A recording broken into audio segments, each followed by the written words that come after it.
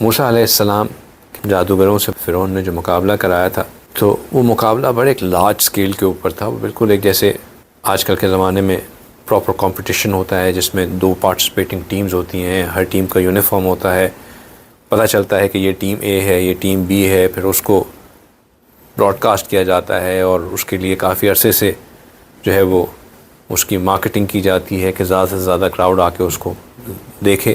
تو یہ اس طرح کا مقابلہ تھا اور اس کی ضرورت تھی فرعون کو، کیونکہ وہ چاہتا تھا کہ یہ جو موسیٰ علیہ السلام لوگوں میں مشہور ہو رہے ہیں یہ ذرا ڈاؤن پلے ہو جائیں، اور ان کے جو سپورٹرز ہیں جب وہ موسیٰ علیہ السلام کو ایک دفعہ ہارتا دیکھ لیں گے تو سمجھ جائیں گے کہ یہ بھی جادوگر تھے اور باقی جادوگروں نے ان کو ہرا دیا، تو یہ معاملہ ٹھپ ہو جائے گا. تو اس نے باقاعدہ ایڈورٹائز کیا، باقاعدہ پروموٹ کیا، لوگوں کو جمع کیا، اسٹیڈیم میں جو ہے وہ یہ مقابلہ کروایا. اب اسٹیڈیم میں انہوں نے موسیٰ علیہ السلام کو کہا کہ بھئی یہ میچ ہے، کمپٹیشن ہے، میجیشنز یہ یونیفارم پہنیں گے، آپ یہ یونیفارم پہنیں. موسیٰ علیہ السلام نے کہا میں کوئی نہیں یونیفارم پہنا، جو میں ہوں میں ویسا ہی ہوں، ٹھیک ہے نا. تو اب اس نے فرعون نے یہ کہا کہ بھئی اب ایسا تو نہیں ہو سکتا. تو اس نے سجیشن یہ دی گئی کہ ایسا کرتے ہیں کہ موسیٰ علیہ السلام تو وہی پہنیں گے جو ان کا لباس ہے، تو ہم جادوگروں کو ان سے ملتا جلتا لباس پہنا دیتے ہیں تاکہ لوگوں کو لگے کہ اس کمپٹیشن کا ڈریس ہے یہ. تو جادوگروں نے بھی وہ لباس پہن لیے.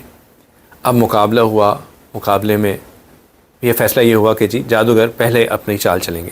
انہوں نے اپنے سٹکس پہن کی اور وہ سٹکس جو ہیں وہ اژدہا بن گئے. اب یہ ایک فوج اژدہا کی جو ہے وہ موسیٰ علیہ السلام کی طرف بڑھتی ہوئی آ رہی.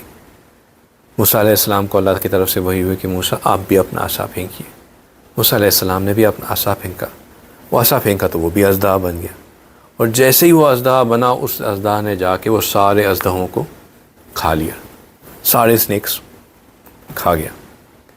اب جادوگر تو سمجھ گئے کہ یہ کوئی جادو نہیں ہے، یہ تو معاملہ کچھ اور ہے.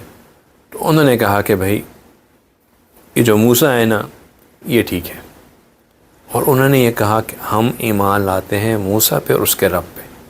اب فرعون سخت ناراض کہ یہ تو اس کا پورا کا پورا پلان اپ سائڈ ڈاؤن ہو گیا، یہ کیا ہو گیا.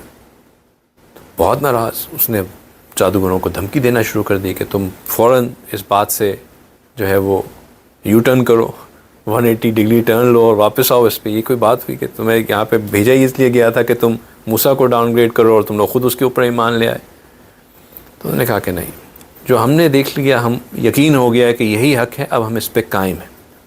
ان کو کہا کہ تمہیں سخت سزا دی جائے گی، اور آخر میں ان کو مروا دیا گیا، لیکن اور بہت اذیت والی موت دی گئی، لیکن وہ اس سے نہیں ہٹے، وہ اپنے اس پہ قائم رہے.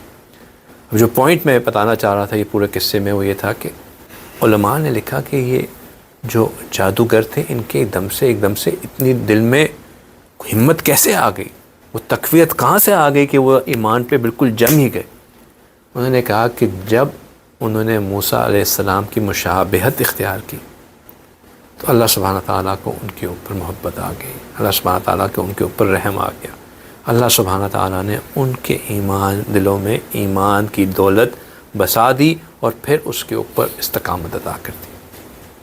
تو یہ جو ظاہری مشابہت اختیار کرنا ہے نا، یہ پہلا قدم ہوتا ہے اپنے آپ کو آگے بڑھانے کا.